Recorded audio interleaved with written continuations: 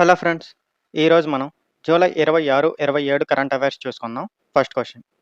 లోక్సభలో public examinations అన్యాయ మార్గాల నిరోధక సవరణ బిల్లు 2026ను ప్రవేశపెట్టిన కేంద్ర మంత్రి ఎవరు? Correct answer doctor Jitendra Singh. ఈ బిల్లులో ప్రశ్నాపత్రాల లీకేజీ, పరీక్షల్లో అక్రమాలకు మరింత కఠినమైన శిక్షలను ప్రతిపాదించారు. అలాగే 2 నెలల్లోపు దర్యాప్తు పూర్తి చేయడం, 3 నెలల్లోపు ఫాస్ట్ ట్రాక్ కోర్టుల ద్వారా తీర్పు ఇవ్వడం వంటి నిబంధనలు కూడా చేర్చారు. సో కీ పాయింట్ ఏంటంటే, లోక్సభలో పబ్లిక్ ఎగ్జామినేషన్స్ అన్యాయ మార్గాల నిరోధక సవరణ బిల్లును 2026లో ప్రవేశపెట్టిన కేంద్ర మంత్రి ఎవరు అంటే డాక్టర్ జితేంద్ర సింగ్. ఏమున్నాయి ఆ బిల్లులో అంటే ప్రశ్నాపత్రాల లీకేజ్, పరీక్షల్లో అక్రమాలకు మరింత కఠినమైన శిక్షలను ప్రతిపాదించారు. అలాగే 2 నెలల్లోపు దర్యాప్తు పూర్తి చేయడం, 3 నెలల్లోపు ఫాస్ట్ ట్రాక్ కోర్టుల ద్వారా తీర్పు ఇవ్వడం వంటి నిబంధనలను కూడా చేర్చారు. ఓకేనా? Next question. ఇటీవల కేంద్ర విద్యాశాఖ మంత్రిగా ఎవరు బాధ్యతలు స్వీకరించారు అంటే ప్రహ్లాద్ జోషి. మీ అందరికి ఆల్రెడీ తెలుసు, ట్రెండింగ్లో ఉంది కాబట్టి. ఇంతకుముందు కేంద్ర విద్యా మంత్రిగా ధర్మేంద్ర ప్రధాన్ రాజీనామాను రాష్ట్రపతి ద్రౌపది ముర్ము ఆమోదించారండి. పోటీ పరీక్షల్లో చోటు చేసుకున్న అవకతవకలకు బాధ్యత వహిస్తూ ఆయన రాజీనామా చేశారు. మీకు ఆల్రెడీ తెలుసు నీట్ పేపర్ గురించి. అయితే ప్రహ్లాద్ జోషి ప్రస్తుతం వినియోగదారుల వ్యవహారాలు, ఆహారం మరియు ప్రజా పంపిణీ శాఖ, అలాగే నూతన మరియు పునరుత్పాదక ఇంధన శాఖ మంత్రిగా కూడా కొనసాగుతున్నారు. ఇప్పుడు దీనికి అదనపు బాధ్యతలు స్వీకరించారండి. సో ఒకసారి క్వశ్చన్లో కీ పాయింట్స్ చూసుకుంటే, ఇటీవల కేంద్ర విద్యాశాఖ మంత్రిగా ఎవరు బాధ్యతలు స్వీకరించారు అంటే ప్రహ్లాద్ జోషి. ఇంతకుముందు ఎవరు ఉండేవారండి విద్యాశాఖ మంత్రిగా? ధర్మేంద్ర ప్రధాన్ ఉండేవారండి. అయితే ఆయన రాజీనామా చేసి ద్రౌపది ముర్ము ఆమోదించారండి దానికి. ఎందుకు రాజీనామా చేశారంటే పోటీ పరీక్షల్లో చోటు చేసుకున్న అవకతవకలకు బాధ్యత వహిస్తూ ఆయన రాజీనామా చేశారండి. మీకు ఆల్రెడీ ఇది తెలుసు, ట్రెండింగ్లో ఉంది కాబట్టి.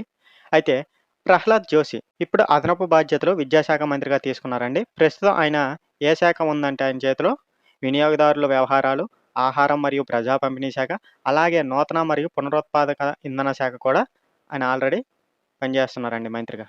ఓకేనా? Next question. కామన్వెల్త్ క్రీడలు 2026లో భారత్కు తొలి స్వర్ణ పథకం సాధించిన క్రీడాకారిణి ఎవరు? మీరాబాయి చాను అండి. మహిళల 48 కిలోల వెయిట్ లిఫ్టింగ్ విభాగంలో మొత్తం 190 కిలోల బరువు ఎత్తి కొత్త రికార్డును నెలకొల్పారండి.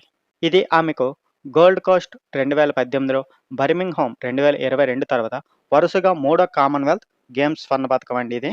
2026 కామన్వెల్త్ క్రీడలు స్కాట్లాండ్లోని గ్లాస్గోలో జరుగుతున్నాయండి. సో ఒకసారి కీ పాయింట్స్ చూసుకుంటే, కామన్వెల్త్ క్రీడలు 2026కు భారత్ తొలి స్వర్ణ పథకం సాధించిన క్రీడాకారిణి ఎవరు అంటే మీరాబాయి చాను. అయితే ఎన్ని కిలోల వెయిట్ లిఫ్టింగ్ విభాగం అంటే 48 కిలోల వెయిట్ లిఫ్టింగ్ విభాగంలో మొత్తం ఎంత 190 కిలోల బరువు ఎత్తి కొత్త రికార్డును నెలకొల్పారండి. అయితే ఆమెకి ఇది వరుసగా ఎన్నో కామన్వెల్త్ గేమ్స్ స్వర్ణ పథకం అంటే 3వదండి. ఇంతకుముందు ఎప్పుడు గోల్డ్ కోస్ట్ 2018లో, బర్మింగ్హామ్ 2022లో, ఇప్పుడు కలిపి మొత్తం 3 స్వర్ణ పథకాలు వరుసగా కామన్వెల్త్ క్రీడల్లో సాధించుకుందండి. అయితే ఇప్పుడు ఈ కామన్వెల్త్ క్రీడలు ఎక్కడ జరుగుతున్నాయండి? స్కాట్లాండ్లోని గ్లాస్గోలో జరుగుతున్నాయి. ఓకేనా? Next question. హాంగ్జౌలో జరిగిన ఐఎస్ఎస్ఎఫ్ వరల్డ్ కప్ మహిళల 25 మీటర్ల పిస్టల్ ఫైనల్లో స్వర్ణ పథకం గెలుచుకున్నది ఎవరు? కరెక్ట్ ఆన్సర్ ఈషా సింగ్ అండి. ఫైనల్లో ఆమె 40 హిట్స్తో ప్రపంచ రికార్డును సమం చేసిందండి. చైనాకు చెందిన జాంగ్ యుయుయే 37 హిట్స్తో రజత పథకం సాధించాడండి. భారత్కు చెందిన మను భాకర్ డబుల్ షూట్ ఆఫ్ తర్వాత 28 హిట్స్తో కాంస్య పథకం గెలుచుకుందండి. ఇది ఈషా సింగ్కు 25 మీటర్ల పిస్టల్ విభాగంలో తొలి వ్యక్తిగత ఐఎస్ఎస్ఎఫ్ వరల్డ్ కప్ స్వర్ణ పథకం అండి. సో క్వశ్చన్ ఏంటంటే, ఎక్కడ జరుగుతున్నాయి ఇవి?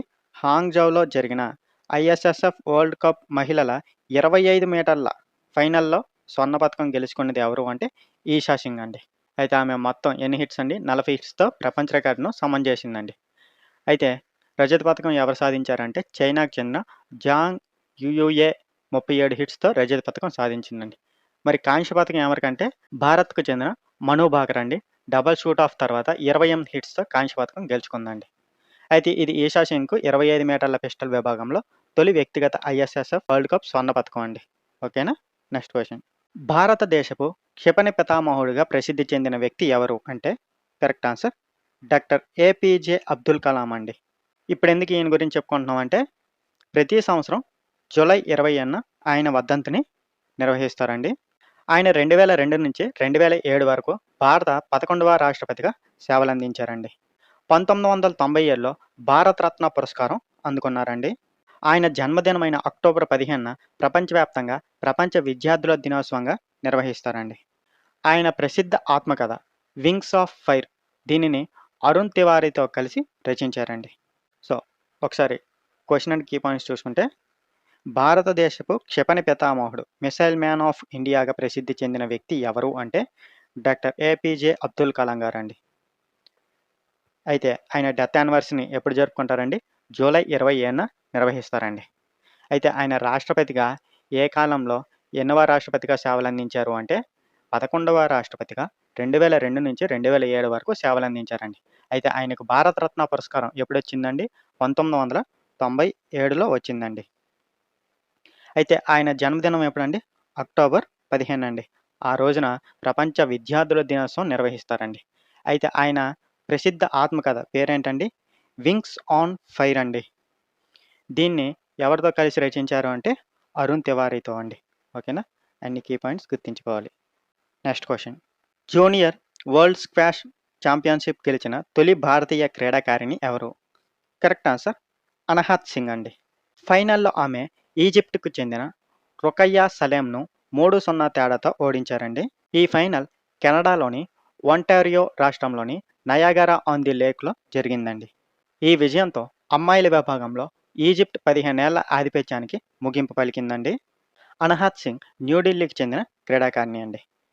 ఒకసారి కీ పాయింట్స్ చూసుకుంటే, జూనియర్ వరల్డ్ స్క్వాష్ ఛాంపియన్‌షిప్ గెలిచిన తొలి భారతీయ క్రీడాకారిణి ఎవరు అంటే అనహత్ సింగ్ అండి. అయితే ఫైనల్‌లో ఆమె ఎవరితో పోటీ పడారండి?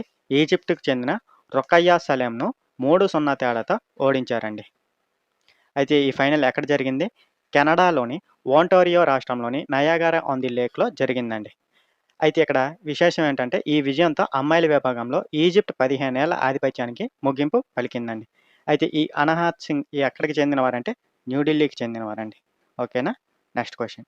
ఇటీవల భారతదేశపు 45వ ప్రపంచ వారసత్వ ప్రదేశంగా యునెస్కో ప్రపంచ వారసత్వ జాబితాలో ఏ ప్రాచీన బౌద్ధ స్థలం చేర్చబడింది? కరెక్ట్ ఆన్సర్ సారనాథ్ ప్రాచీన బౌద్ధ స్థలం అండి. ఈ నిర్ణయం దక్షిణ కొరియాలోని బూసాన్లో జరిగిన 48వ ప్రపంచ వారసత్వ కమిటీ సమావేశంలో తీసుకున్నారండి. జ్ఞానోదయం పొందిన తర్వాత భగవాన్ బుద్ధుడు తన తొలి ధర్మోపదేశం చేసిన ప్రదేశం సారనాథ్ అండి.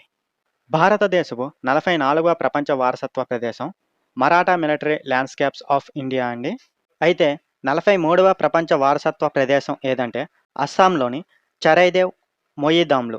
కీ పాయింట్స్ చూసుకుంటే, ఎనిమిదండి భారతదేశపు 45వ ప్రపంచ వారసత్వ ప్రదేశంగా యునెస్కో ప్రపంచ వారసత్వ జాబితాలోని ఏ ప్రాచీన బౌద్ధ స్థలం చేర్చబడింది అంటే సారనాథ్ ప్రాచీన బౌద్ధ స్థలం అండి.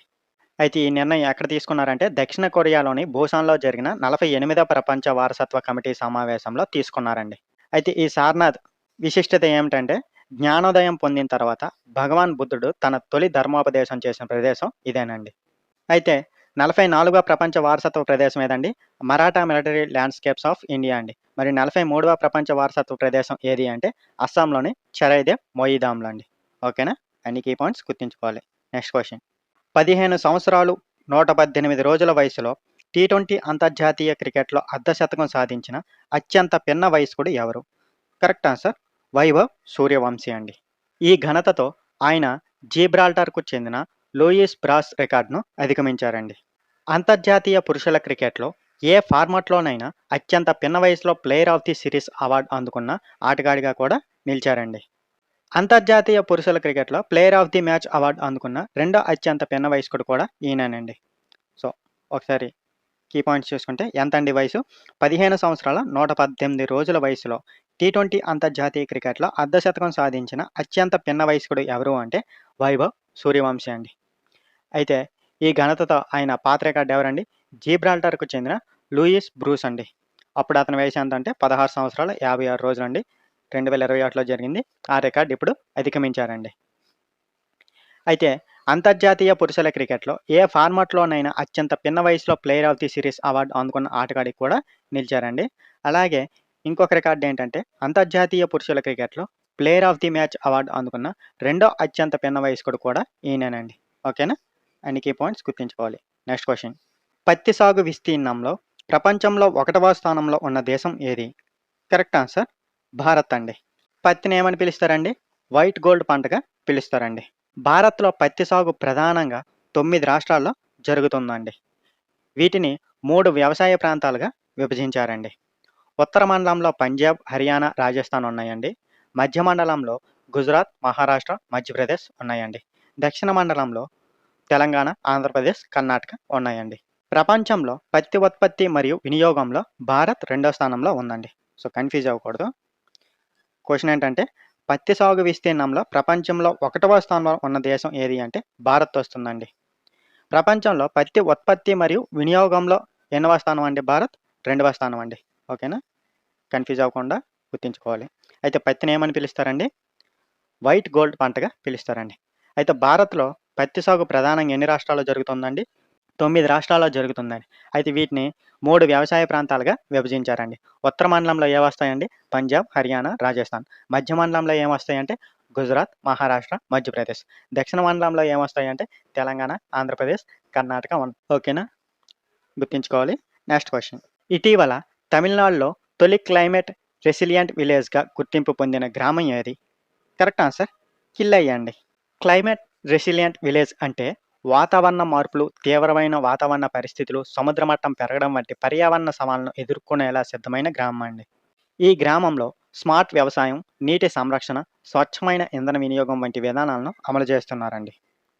ఈ ప్రాజెక్ట్‌ను తమిళనాడు క్లైమేట్ చేంజ్ మిషన్ కింద 230.15 లక్షల వ్యయంతో అమలు చేశారండి. సో, ఒకసారి క్వెషన్ అండ్ కీ పాయింట్స్ చూసుకుంటే స్టేట్ ఏదండి?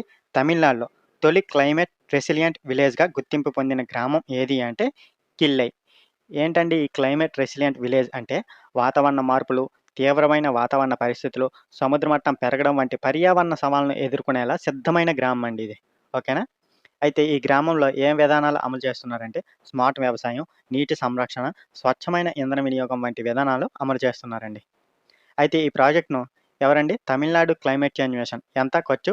230.15 లక్షల వ్యయంతో అమలు చేశారండి. ఓకేనా? Next question. ఇటీవల ఫారెస్ట్ గార్డ్ నియామకాల్లో అగ్నివీరులకు 20% రిజర్వేషన్ ప్రకటించిన రాష్ట్రం ఏది? Correct answer Sikkim. ఈ నిర్ణయాన్ని సిక్కిం ముఖ్యమంత్రి ప్రేమ్ సింగ్ తమాంగ్ అధికారికంగా ప్రకటించారండి. ప్రస్తుతం ఛత్తీస్గఢ్, మధ్యప్రదేశ్, ఉత్తరాఖండ్, ఒడిశా రాష్ట్రాలు మాజీ అగ్నివీరులకు 10% రిజర్వేషన్‌ను కల్పిస్తున్నాయండి. ఉత్తరాఖండ్ అగ్నివీరుల కోసం ప్రత్యేకంగా అగ్నివీర్ రోజ్గార్ సెల్ ఏర్పాటు చేసిన మొదటి రాష్ట్రం అండి. సో, ఒకసారి క్వెషన్ అండ్ కీ పాయింట్స్ చూసుకుంటే ఏంటండి? ఫారెస్ట్ గార్డ్ నియామకాల్లో అగ్నివీరులకి ఎంతండి? 20% రిజర్వేషన్ ప్రకటించిన రాష్ట్రం ఏది అంటే సిక్కిం అండి. అయితే ఎవరు ఈ నిర్ణయాన్ని ప్రకటించారు అంటే అక్కడ ముఖ్యమంత్రి ఎవరు? ప్రేమ్ సింగ్ తమాంగ్ అధికారికంగా ప్రకటించారండి. అయితే ప్రస్తుతం ఏ రాష్ట్రాలు ఎంత శాతం రిజర్వేషన్ కల్పిస్తున్నాయి అంటే ఛత్తీస్గఢ్, మధ్యప్రదేశ్, ఉత్తరాఖండ్, ఒడిశా రాష్ట్రాలు మాజీ అగ్నివీరులకు 10% రిజర్వేషన్‌ను కల్పిస్తున్నాయండి. అయితే ఉత్తరాఖండ్ అగ్నివీరుల కోసం ప్రత్యేకంగా అగ్నివీర్ రోజ్గార్ సెల్ ఏర్పాటు చేసిన మొదటి రాష్ట్రం అండి. ఓకేనా? Next question. Quiz of the day అండి. భారతదేశపు 43వ యునెస్కో ప్రపంచ వారసత్వ ప్రదేశం ఏది? మీకు కరెక్ట్ ఆన్సర్ తెలిస్తే కింద కామెంట్‌లో తెలియజేయండి. ఈ వీడియో ఉపయోగపడితే లైక్ చేయండి. ఇలాంటి కరెంట్ అఫైర్స్ కోసం ఈ ఛానల్‌ని సబ్స్క్రైబ్ చేయండి. Thank you for watching.